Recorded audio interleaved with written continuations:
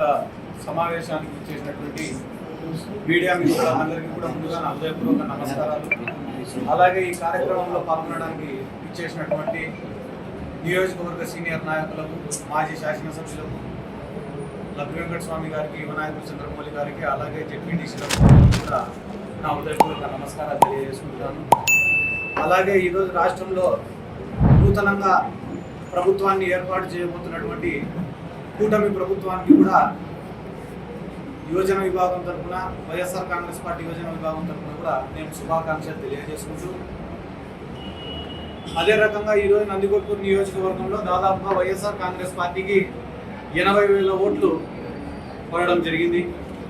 ఆ 80,000 ఓట్లు వేసి వైఎస్ఆర్ కాంగ్రెస్ పార్టీకి మద్దతు తెలిపిన ప్రతి ఒక్క ఓటర్కు కూడా ముందుగా నా ప్రత్యేక ధన్యవాదాలు, కృతజ్ఞతలు కూడా నేను తెలియజేసుకుంటున్నాను.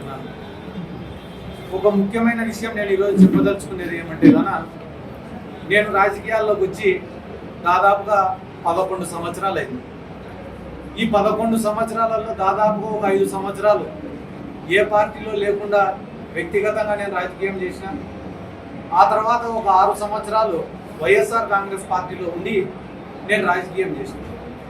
ఈ 11 సంవత్సరాలలో ఏ రోజైనా కూడా సొంత డబ్బు ఖర్చు పెట్టుకొని నేను రాజకీయం చేసినానే తప్ప ఏ రోజు రాజకీయాన్ని అడ్డం పెట్టుకొని 1 రూపాయిని ఇంటికి తీసుకొని పోయినది కూడా లేదు.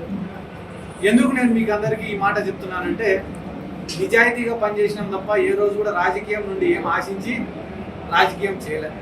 ప్రజల ప్రేమ కోరుకున్నాం, ప్రజల అభిమానం కోరుకున్నాం, ప్రజలు మమ్మల్ని ఇష్టపడాలని కోరుకొని రాజకీయం చేసినామే తప్ప ప్రజల నుంచి ఏం ఆశించి లేదా రాజకీయాల నుండి ఏం ఆశించి మేము రాజకీయం చేయలేం.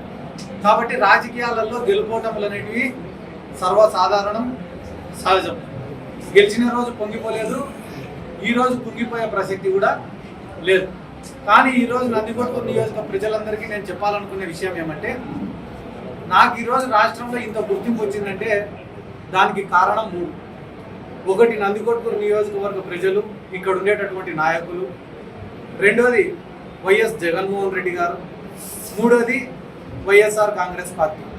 నాకు ఇంత గుర్తింపు ఇచ్చిన ఈ 3 కోసం, అంటే ఒకటి నందికొట్కూరు కోసం, రెండోది జగన్మోహన్ రెడ్డి గారి కోసం, మూడోది వైఎస్ఆర్ కాంగ్రెస్ పార్టీ కోసం నా ఆఖరి శ్వాస వరకు నేను పోరాడతానని చెప్పి ఈ సందర్భంగా నేను గట్టిగా చెప్తున్నా. ఎందుకంటే కనుక నేను కూడా అనుకునేవాడిని మనసులో, చాలామంది నాయకులపై జగన్మోహన్ రెడ్డి గారికి దగ్గరగా కూర్చొని మాట్లాడుతుంటే నాకెందుకు ఈ అవకాశం రావడంలే, అంటే నేను పార్టీ కోసం కష్టపడి పనిచేస్తే జగన్మోహన్ రెడ్డి గారికి ఇంకా కొంచెం దగ్గర కావచ్చు, ఎప్పుడు కూడా ఇట్లా ఆలోచించేవాడిని.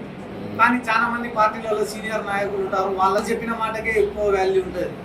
కానీ ఇప్పుడు ప్రతిపక్షంలోకి వచ్చినాం కాబట్టి ఇప్పుడు ఈ 5 సంవత్సరాలు నేను కష్టపడతాను. అది యువజన విభాగం తరఫున కావచ్చు, పార్టీ కోసం కావచ్చు, పార్టీ సిద్ధాంతాల కోసం కావచ్చు, పార్టీ కార్యకర్తల కోసం కావచ్చు, నా వంతుగా గడిచిన 11 ఏళ్ళు కష్టపడిన దానికన్నా రెట్టింపు కష్టపడతా. అది దేనికోసం అంటే, ఒకటి నందికొట్కూరు నియోజకవర్గానికి పనిచేయడం కోసం, ఇక్కడ ఉన్న కార్యకర్తలను కాపాడడం కోసం, మూడోది జగన్మోహన్ రెడ్డి గారికి దగ్గరగా ఉండి పనులు చేయడం కోసం. ఈ 3 కోసం చాలా కష్టపడి పని చేస్తానని చెప్పి ఈ సందర్భంగా ప్రతి ఒక్కరికి కూడా తెలియజేసుకుంటూ, అదే రకంగా ఈరోజు రాష్ట్రంలో ఎన్నో చోట్ల వైఎస్ఆర్ కాంగ్రెస్ పార్టీ నాయకులపైన, వైఎస్ఆర్ కాంగ్రెస్ పార్టీ యువజన విభాగం నాయకులపైన తెలుగుదేశం పార్టీ వాళ్ళు దాడులు చేస్తున్నారు. ఆ దాడులను కూడా నేను తీవ్రంగా ఖండిస్తున్నాను. ఎందుకంటే ఇవన్నీ మేము ఊహించనేటివి కాదు, మేము కొత్తగా చూస్తానేటివి కాదు. కానీ ఒక బాధాకరమైన విషయం ఏమరా అంటే, వైఎస్ఆర్ కాంగ్రెస్ పార్టీ అధికారంలో ఉన్నప్పుడు ఏ ఒక్క దాడి కూడా మేము చేయలేదు. ముఖ్యంగా ఈ నందికొట్కూరు నియోజకవర్గంలో మీరే చూసుకోండి, తెలుగుదేశం పార్టీ వాళ్ళపైన అక్రమ కేసులు కానీ, తెలుగుదేశం పార్టీ వాళ్ళపైన దాడులు కానీ వైఎస్ఆర్ కాంగ్రెస్ పార్టీ ఏ రోజు కూడా చేయలే. కానీ ఈరోజు అధికారంలోకి వచ్చి రాకముందే ఇక్కడ ఉన్న ప్రజలను భయపించాలా, నాయకులను భయపియాలా, వైఎస్ఆర్ కాంగ్రెస్ పార్టీ వాళ్ళని భయపియాలా, ఇక్కడ ఉన్న వ్యాపారాలన్నీ లాక్కోవాలా, కాంట్రాక్టర్లను బెదిరించాలా, జరుగుతున్న వర్కులను ఆపాలా, ఇటువంటి ఉద్దేశాలతో కొంతమంది వ్యవహరిస్తున్నారు. కాబట్టి ఇవన్నీ కూడా మంచిది కాదు, ఆ పద్ధతి మార్చుకోవాలా. ఎందుకంటే కానీ ఒకవేళ ఇదే పునరావృతం అవుతుందని అనుకుంటే కానీ ప్రజల్లోనే తిరుగుబాటు అనేది ఖచ్చితంగా మొదలవుతుంది. ఆ రోజు వైఎస్ఆర్ కాంగ్రెస్ పార్టీ కార్యాచరణ కూడా చాలా బలంగా ఉంటుంది. ఈరోజు ముఖ్యంగా మీకు అందరికీ మరొక ముఖ్యమైన విషయం ఏమిటో తెలియజేసుకునేదంటే, నా శక్తికి మించి, నాకు ఎటువంటి ప్రోటోకాల్ లేకపోయినప్పటికీ నా శక్తికి మించి కార్యకర్తల కోసం పనిచేసిన, కార్యకర్తలను ఆదుకునే వైఎస్ఆర్ కాంగ్రెస్ పార్టీ కోసం పనిచేసిన. గుర్తుపెట్టుకోవాల్సిన విషయం ఏమరా అంటే ఎటువంటి ప్రోటోకాల్ లేకపోయినా కూడా నా శక్తికి మించి నేను పనిచేసిన. అంతేకాకుండా ఈ నందికొట్కూరు మున్సిపాలిటీ పరిధిలో కూడా నేను ప్రజలకు వివరించి చెప్పుకోవాల్సినటువంటి బాధ్యత ఉంది. 2014 నుంచి 19 వరకు తెలుగుదేశం పార్టీకి అధికారం ఇచ్చినారు. అధికారం ఇచ్చిన రోజు వాళ్ళు చేసినటువంటి డెవలప్మెంట్ ఎంత, 2019 నుంచి 24 వరకు దాంట్లో కూడా మా మున్సిపాలిటీ ఏర్పడి ఆలోచన చేయమని చెప్పి కోరుతున్నా. ఎందుకంటే కన్నా ఈరోజు ఓడిపోయినామనే బాధ కన్నా మాకు ఎక్కువ ఏమనిపిస్తుందంటే ప్రజలు ఎక్కడ మమ్మల్ని చెడుగా అనుకుంటారో అనే ఆలోచననే మాకు ఎక్కువగా ఉంది. ఎందుకంటే కానీ మేము రాజకీయాల్లోకి వచ్చినప్పుడు మాకు ఏ పార్టీ అండలేదు. ఆ రోజు అనవసరంగా కేసులు పెడుతుంటే జైళ్ళల్లో ఉన్నప్పుడు మమ్మల్ని పరామర్శించేదానికో మమ్మల్ని చూసిపోయేదానికి ఎవరైనా వస్తే వాళ్ళపైన లాఠీ చార్జీలు జరిగిన రోజు కూడా మేము ఏ రోజు బాధపడలేం.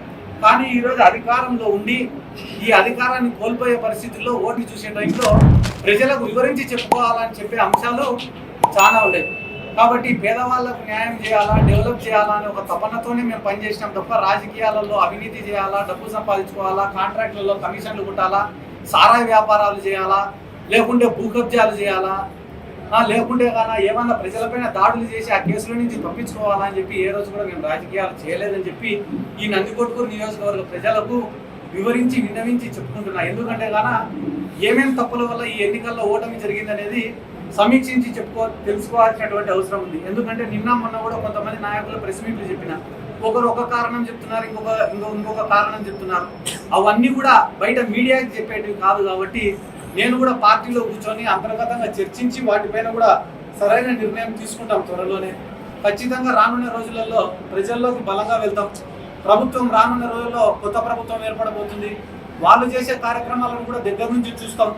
ఎందుకంటే కన్నా జగన్మోహన్ రెడ్డి గారు ఆ రోజు సంక్షేమ పథకాలు ఇచ్చే రోజున నారా చంద్రబాబు నాయుడు గారు కానీ మిగతా తెలుగుదేశం పార్టీ నాయకులు కానీ ఈ రాష్ట్రం శ్రీలంక అయిపోతుందని చెప్పిన మాట రాష్ట్ర ప్రజలకు అందరికీ తెలిసిన విషయమే. కానీ ఈరోజు జగన్మోహన్ రెడ్డి గారు ఇచ్చిన హామీలకు 10 రెట్లు ఎక్కువ హామీలు చంద్రబాబు నాయుడు గారు ఇవ్వడం జరిగింది. కాబట్టి వాటిని ఎంతవరకు మీరు పరిష్కరించగలుగుతారు, ఎంతవరకు ప్రజలకు అందించగలుగుతారు? ఈ అందించే క్రమంలో మీరు ఏదన్నా కూడా చేయలేకపోతే ఖచ్చితంగా వైఎస్ఆర్ కాంగ్రెస్ పార్టీ తరఫున ఖచ్చితంగా తెలుగుదేశం పార్టీని కానీ కూటమి ప్రభుత్వాన్ని కానీ ప్రశ్నిస్తామని చెప్పి ఈ సందర్భంగా నేను తెలియజేసుకుంటూ, ముఖ్యంగా నేను చెప్పదలుచుకునే విషయం అధికారంలో ఉన్నప్పుడు చెప్తున్నా, ఇప్పుడు చెప్తున్నా, ముఖ్యంగా నందికొట్కూరు నియోజకవర్గంలో ఉండేటటువంటి వైఎస్ఆర్ కాంగ్రెస్ పార్టీ నాయకులు కానీ కార్యకర్తలు కానీ ఇంత మంచి క్యాడర్ దొరికినందుకు, ఇంత మంచి నాయకులు దొరికినందుకు నిజంగా మా అదృష్టం అని చెప్పి కూడా అప్పుడు చెప్పినా ఇప్పుడు చెప్తున్నా. నిస్వార్థంగా ప్రజలకు మంచి చేయాలనే ఒక ఆలోచన తప్ప, ప్రజల దగ్గర ఒక గుర్తింపు తెచ్చుకోవాలనే ఆలోచన తప్ప ఎప్పుడు కూడా ఏదన్నా నీరు చెట్టు లాంటి కార్యక్రమాలు చేసుకొని కమిషన్లు కొట్టాలనో, లేదా వచ్చే పెన్షన్లలో కమిషన్లు కొట్టాలనో, లేకుంటే ఏదైనా పోస్టులు వస్తే అమ్ముకోవాలన్న ఆలోచన లేకుండా కేవలం ప్రజల దగ్గర మంచి పేరు సంపాదించుకోవాలని ఒకటే ఒక ఆలోచనతో పనిచేసినటువంటి వైఎస్ఆర్ కాంగ్రెస్ పార్టీ క్యాడర్ అందరికీ నా జీవితాంతం రుణపడి ఉంటానని చెప్పి కూడా ఈ సందర్భంగా తెలియజేసుకుంటూ, రానున్న రోజులలో మీకు ఎటువంటి ఆపద వచ్చినా, ఏం అవసరం వచ్చినా, ప్రభుత్వం ద్వారా మీకు ఏదన్నా అందకపోయినా ఖచ్చితంగా నేను మీకు అండగా ఉంటానని చెప్పి ఈ సందర్భంగా నేను తెలియజేసుకుంటూ, మీకు అప్పుడు చెప్పినా ఇప్పుడు చెప్తానా, నేను ₹1 సంపాదించుకుంటే ఆ రూపాయికి మించి ₹1.5 మీకోసమే ఖర్చు పెడతానని చెప్పి ఇక్కడ ఉండే నాయకులందరికీ కూడా ఈ సందర్భంగా మరొకసారి నేను తెలియజేసుకుంటూ, రానున్న రోజులలో ఎక్కడెక్కడైతే తప్పిదాలు జరిగినాయో వాటన్నిటిని కూడా రెక్టిఫై చేసుకుంటామని కూడా ఈ సందర్భంగా తెలియజేసుకుంటూ